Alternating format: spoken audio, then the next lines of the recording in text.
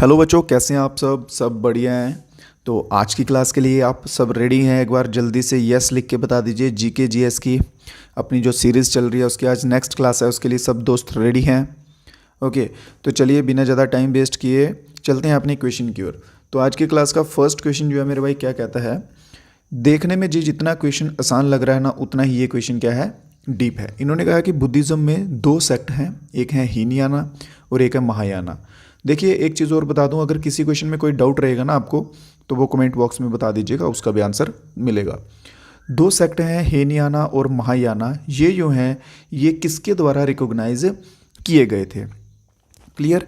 First of all हमें ये मालूम होना चाहिए कि हीनयान क्या होते हैं और महायान क्या होते हैं।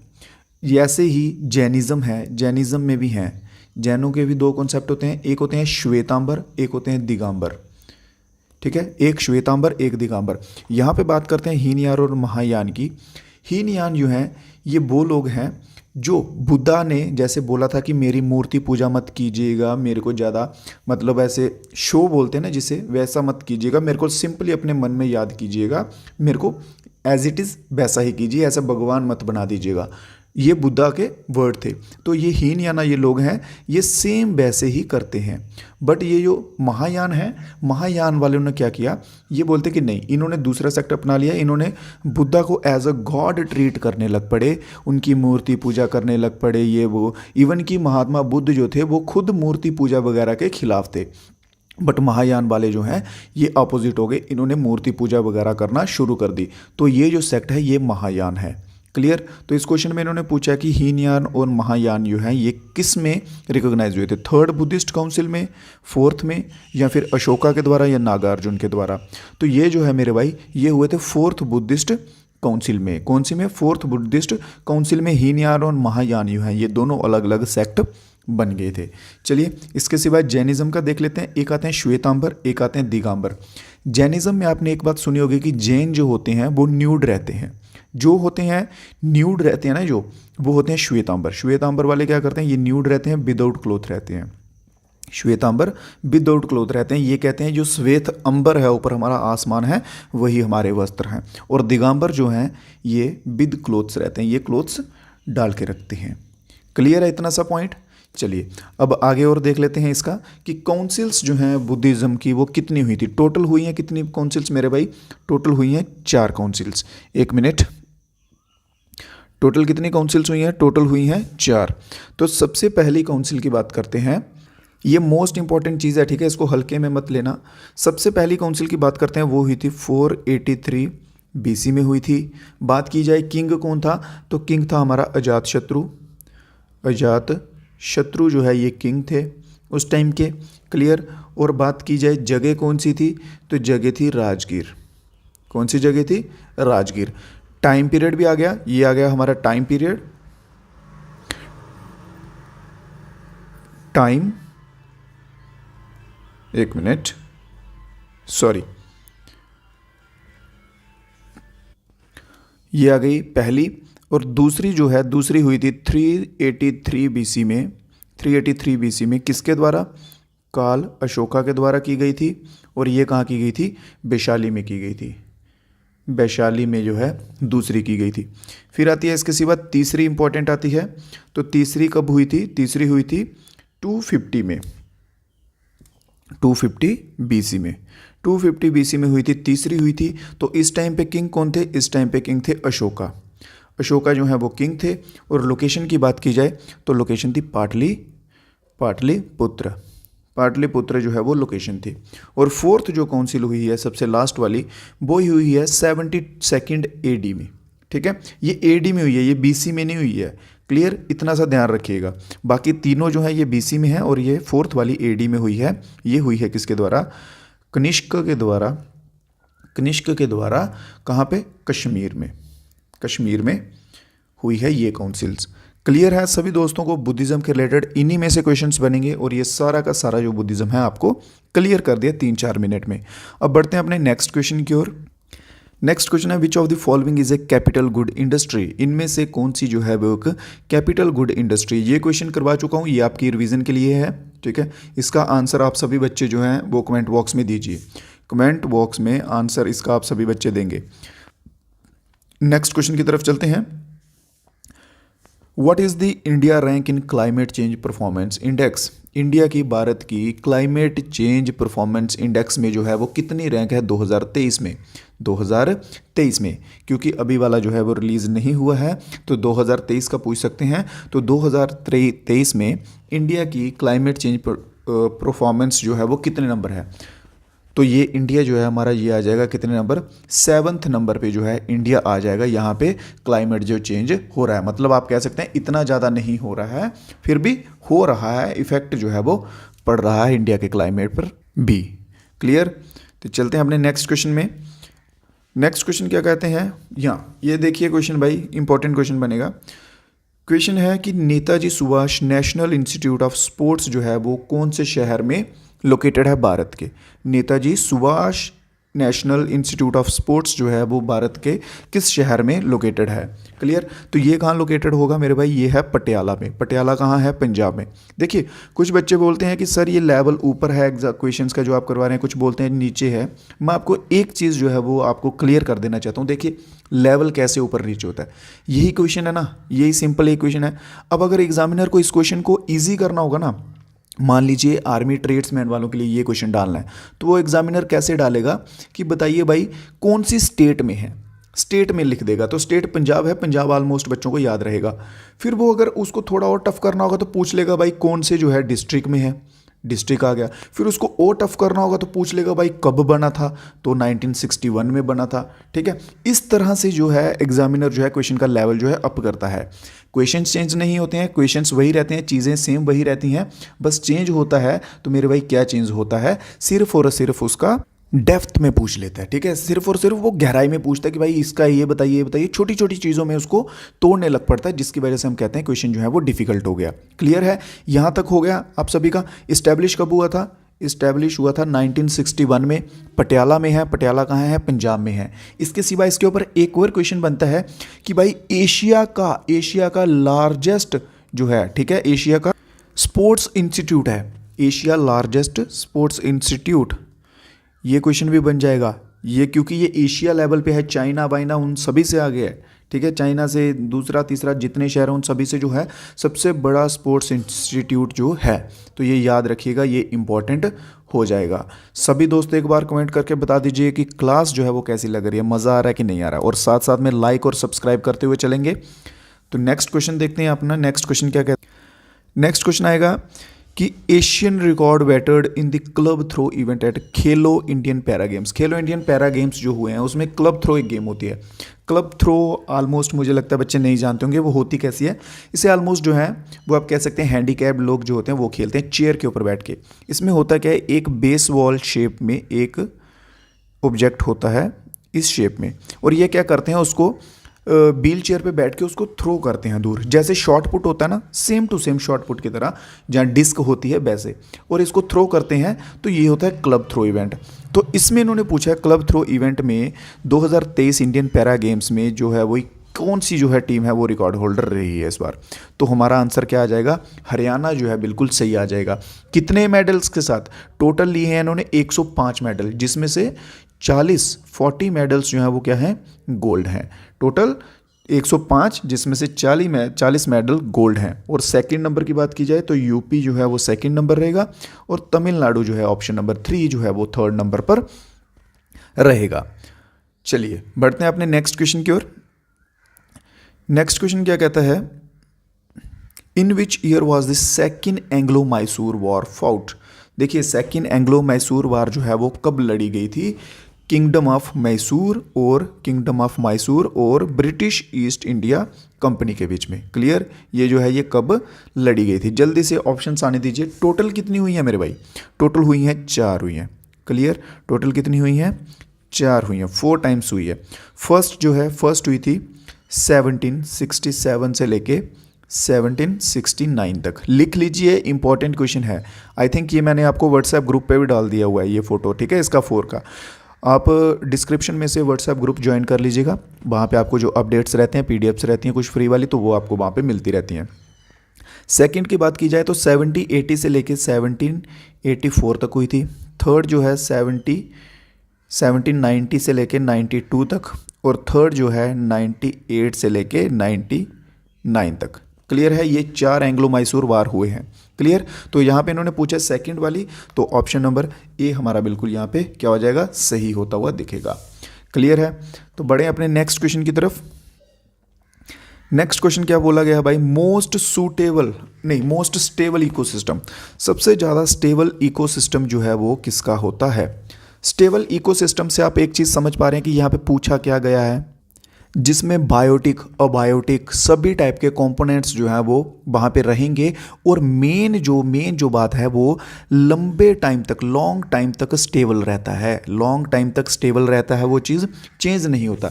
एग्जाम्पल के तौर पे मैं आपको बता दूं, जैसे आपने नाइफ ली, एक ले ली आपने प्लास्टिक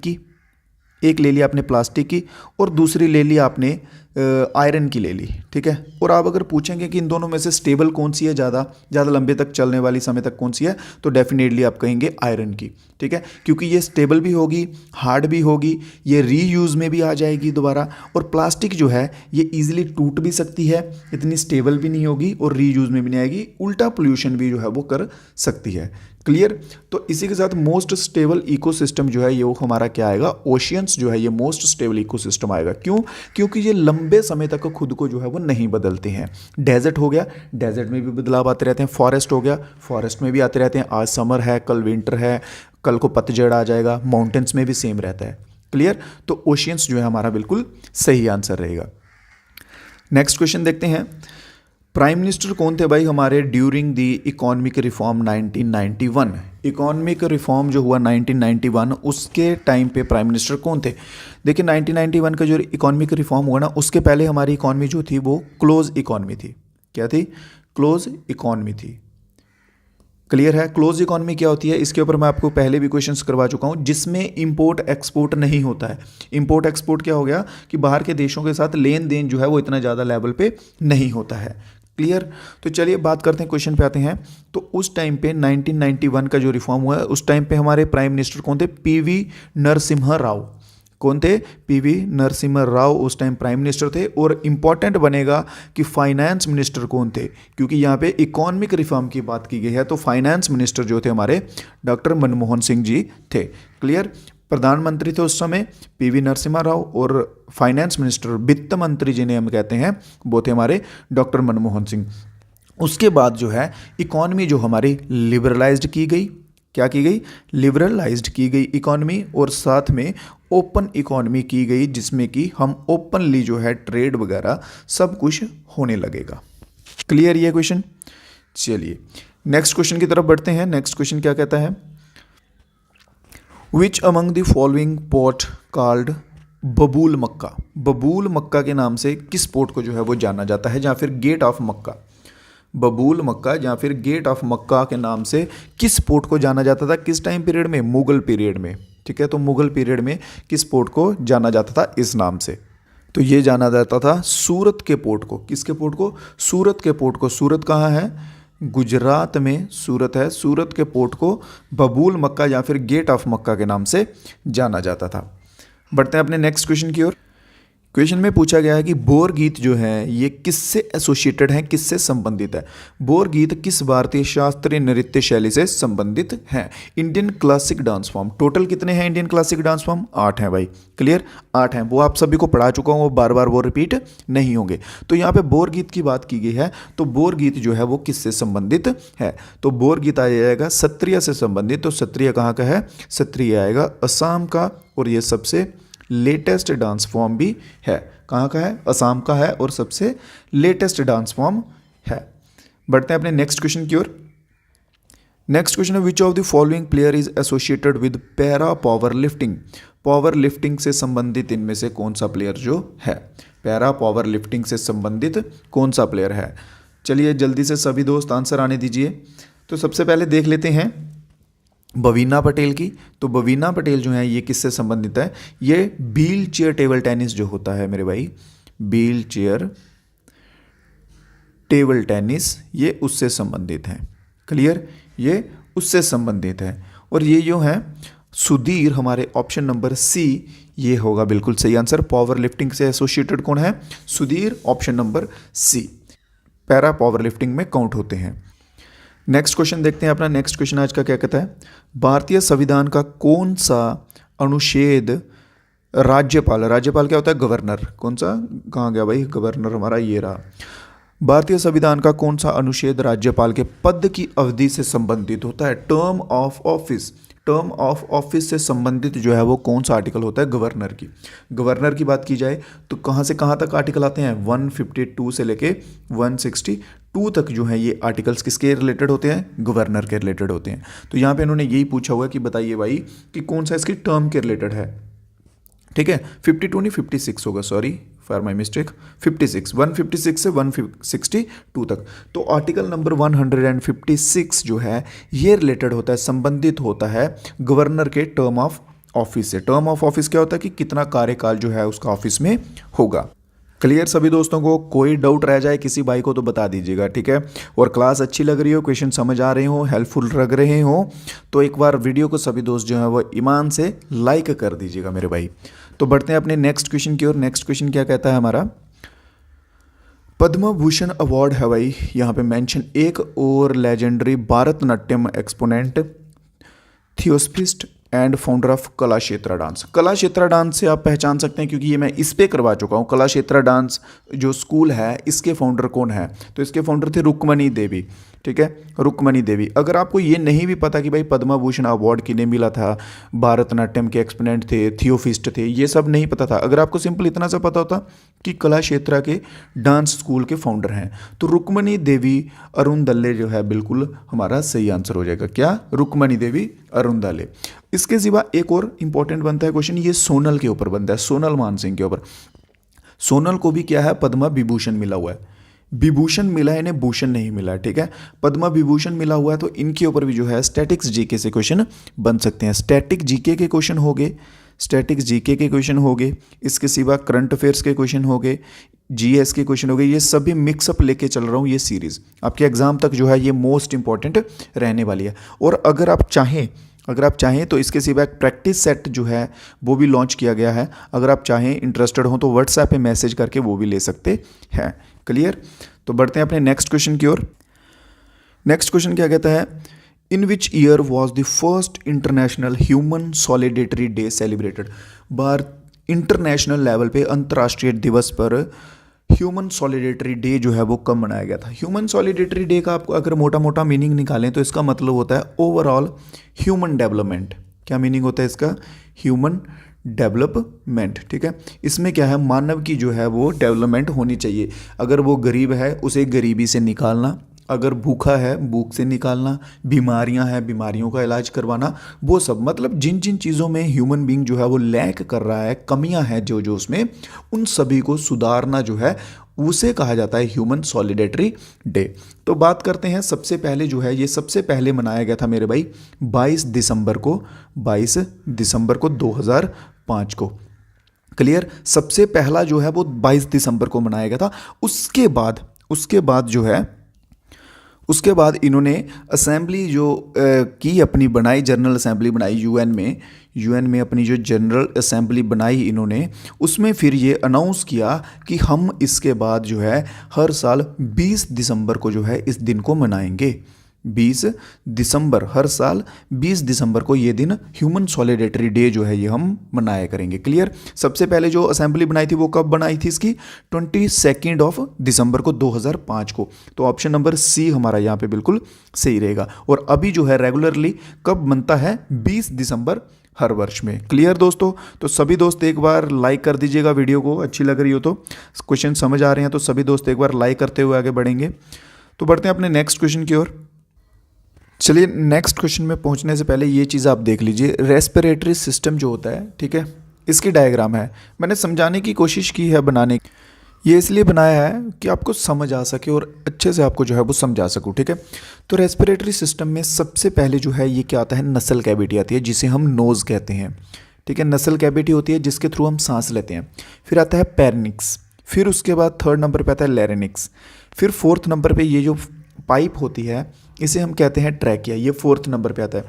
फिफ्थ नंबर पे जो है ये जो आगे गुच्छे जैसे बनते हैं जहाँ से पाइपें जो हैं वो डिवाइड होती हैं, ठीक है, लंग्स में जाने वाली, तो उन्हें हम कहते हैं ब्रोंची। और उसके बाद जो है जो ब्रोंकलीज होती हैं कौन सी, जो आगे जो है यहाँ पे आके गांठे टाइप बनती हैं जिससे आगे ये स्प्रेड हो जाते हैं। फिर जो आगे स्प्रेड हुआ हुआ पोर्शन होता है उसे हम कहते हैं एलोविली, और लास्ट में सबसे नीचे जो ये पोर्शन बचता है, ठीक है, इसे हम कहते हैं डायाफ्राम। क्लियर है? ये आपको इसलिए बना के दिखाया ताकि आपको ईजिली जो है समझ आ जाए, नहीं तो ऐसे आपको नाम जो है याद करने में प्रॉब्लम आ सकती थी। सबसे पहले नसल कैविटी, फिर पेरेनिक्स, फिर लायनिक्स, फिर ट्रैकिया उसके बाद, फिर उसके बाद ब्रोंकी, फिर ब्रोंकलीज, फिर एलोविली। ठीक है, क्लियर है? तो बढ़ते हैं अभी अपने क्वेश्चन की तरफ। तो ये रहा अभी हमारा क्वेश्चन। तो अभी सभी दोस्त जो हैं इसका आंसर बिल्कुल सही देंगे। तो उन्होंने बोला है कि करेक्ट सीक्वेंस में बताइए रेस्पिरेटरी सिस्टम ऑर्गन्स जो होते हैं ह्यूमन बॉडी में। जल्दी से अभी इसका आंसर आप सभी दोस्त जो हैं वो कमेंट में कर दीजिए, क्योंकि इसका आंसर आपको मैं पीछे ही बता चुका हूँ। क्लियर है? जो चीज़ बता चुका हूँ उसका आंसर अभी आप खुद करेंगे मेरे भाई। क्लियर? बताइए जल्दी से कि किस सीक्वेंस में होते हैं, सबसे पहले कौन सा होता है, फिर उसके बाद क्या आता है, फिर उसके बाद और फिर उसके बाद। क्लियर? ये आंसर जो है वो आप दोस्तों का होमवर्क रहेगा। तब तक हम बढ़ते हैं नेक्स्ट क्वेश्चन के ऊपर। Goods and service tax allowed India to become. Goods and service tax जो है वो इंडिया में आया था ताकि, किस लिए, क्या मकसद था उसका? इसके ऊपर बहुत से क्वेश्चन बन सकते हैं। फर्स्ट ऑफ ऑल हम बात करेंगे इसकी स्लैब्स की। इसमें कितनी स्लैब्स होती हैं भाई? 4 स्लैब्स होती हैं। पहली 5%, दूसरी 12%, क्लियर, तीसरी जो है स्लैब्स वो होती है 18% की, और लास्ट फोर्थ स्लैब्स जो है वो होती है कितनी? 28% की। क्लियर? इसके सिवा ये आया कब था? ये आया कब था? ठीक है, इसका जो एक्ट बना था, अमेंडमेंट एक्ट बना था, ये 2016 में ही बन चुका था। बट ये बोलते हैं ना ऐसे वर्किंग में आना, तो वर्किंग में आया था 1 जुलाई 2017 को। कब आया था? 1 जुलाई 2017 को। और कौन से नंबर की अमेंडमेंट का बिल बना था? तो 122 नंबर अमेंडमेंट बिल जो है ये बना हुआ था। तो एक्ट में कौन सी अमेंडमेंट थी? तो 101 नंबर की अमेंडमेंट थी जब इसको एक्ट बनाया गया था 2016 में। और बिल के तौर पे राज्यसभा और लोकसभा से जब पास करवाया गया तो 1 जुलाई 2017 को फाइनली जो है ये पावर में आ चुका था। इसका मोटो क्या था? जो मेन बात आती है, मोटो क्या था? इसका मोटो था 1 नेशन 1 टैक्स 1 मार्केट। ठीक है, 1 नेशन 1 टैक्स और 1 मार्केट, मतलब एक नेशन होगा, एक टैक्स होगा और एक मार्केट होगी सारी। क्लियर है? तो अभी आपको आंसर भी जो है मैं बीच में बता चुका हूं। तो इसका क्या मोटो था? ईस्ट और वेस्ट मार्केट बनाना, कॉमन मार्केट बनाना, या फिर एक सेपरेट मार्केट बनाना, या फिर ऊपर में किसी ऑप्शन में से एक से ज़्यादा है। तो इसका मोटो था कॉमन मार्केट बनाना, जो कि हमारा ऑप्शन नंबर बी बिल्कुल सही हो जाएगा। जीएसटी का मेन मोटो क्या था? कि एक कॉमन मार्केट होनी चाहिए। तो बढ़ते हैं अपने नेक्स्ट क्वेश्चन की ओर। क्वेश्चन में क्या बोला गया है? जब मैग्नीशियम ऑक्सीजन की उपस्थिति में जलता है तो रंग कौन सा होता है भाई? उसका जलने का रंग जो है वो कौन सा निकलता है? फ्लेम का रंग कौन सा निकलता है? मैग्नीशियम जब हवा में हम जलाएंगे, हवा में ऑक्सीजन होगा, तो वो कौन सा रंग प्रोड्यूस करेगा? वो वाइट या फिर एक कहते हैं आप इससे भी ज़्यादा तेज़ वाइट जो होता है ना, वैसा कलर जो है वो ज़्यादा प्रोड्यूस होता है मैग्नीशियम से। नेक्स्ट क्वेश्चन देखते हैं अपना। नेक्स्ट क्वेश्चन क्या है? What is the modern day name of area where the colosseum stands? Colosseum stand एक जगह है। क्या है मेरे भाई? कोलेजियम स्टैंड एक जगह है जो कि कहाँ पे है? रोम, इटली में। रोम कहाँ का है? इटली में। इटली का एक शहर है रोम, वहाँ पे है। ये एक बिल्डिंग टाइप है यार, ऐसे सर्कुलर टाइप। आपने मूवीज़ वगैरह में बहुत बार देखी होगी, ऐसे बिल्डिंग है, एक साइड से ऊपर है, एक साइड से नीचे है। ठीक है, ऐसे ऐसे डब्बे डब्बे जैसे बने हुए हैं। तो ये एक टूरिस्ट स्पॉट है वहाँ का। तो इन्होंने ये कहा है कि वो जो एरिया है जहाँ पे जो कोलेजियम स्टैंड है उसका अभी जो है करंटली नाम क्या है, वो उसका मॉडर्न डे नेम क्या है उस एरिया का। एरिया का पूछ रहे हैं भाई, नाम क्या है? ठीक है, एरिया का नाम पूछ रहे हैं। तो एरिया को कहा जाता है पैलेटिन हिल्स। एरिया का नाम क्या है? पैलेटिन हिल्स जो है उस एरिया का नाम है। कोलेजियम स्टैंड जो है उसका एरिया का नाम पैलेटिन हिल्स है। मैं ट्राई करूंगा आपको ग्रुप पे अभी जस्ट क्लास के बाद इसके फोटोज जो हैं वो शेयर कर दूं। क्लियर? तो बढ़ते हैं अपने नेक्स्ट क्वेश्चन की ओर। नेक्स्ट क्वेश्चन, और ये हमारा आज की क्लास का लास्ट क्वेश्चन भी रहेगा। क्लियर दोस्तों? इसके बाद आप सभी दोस्तों ने वीडियो को लाइक करना है ईमान से, और एक बार बताते जाना है कि क्लास आपको कैसा लगा है। रिव्यू दे दीजिएगा सभी दोस्त, ठीक है, कि जहाँ कुछ इंप्रूवमेंट की ज़रूरत है तो वो भी बताइएगा। इस क्वेश्चन में इन्होंने पूछा है what led transformation of Angkor Wat from a Hindu to a Buddhist temple. इन्होंने पूछा कि भाई अंगोर वाट जो है, अंगोर वाट एक जगह थी जहाँ पे मंदिर थे हिंदुओं के। इन्होंने पूछा अंगोर वाट को एक हिंदू से बौद्ध मंदिर में बदलने का कारण क्या था। अंगोर वाट एक जगह है, वहाँ पे हिंदुओं के मंदिर हुआ करते थे एक टाइम पे, उसको फिर इन्होंने बुद्धिज्म में कन्वर्ट कर दिया, बुद्धिस्ट मंदिरों में कन्वर्ट कर दिया। तो उसके पीछे का ये वजह पूछ रहे हैं कि क्या वजह है। क्या उसके पीछे की ये वजह कि जो वहाँ की शाही परिवार था उनका पतन हो गया।